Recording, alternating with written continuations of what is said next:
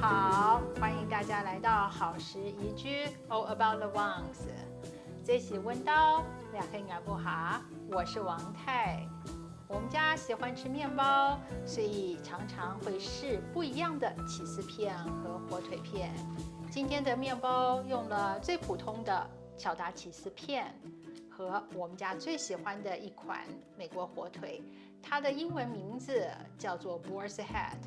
我们家喜欢叫它猪头排，它是在超商现切的火腿，会用他们店里面的塑胶袋包上一层纸。你可以选择厚度薄的、很薄，或者是厚切都可以。我们看看今天我怎么做这个面包和用了哪些材料吧。